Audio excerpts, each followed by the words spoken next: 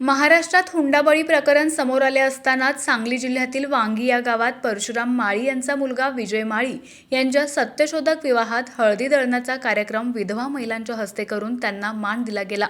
माळी हे अल्पभूधारक शेतकरी आहेत।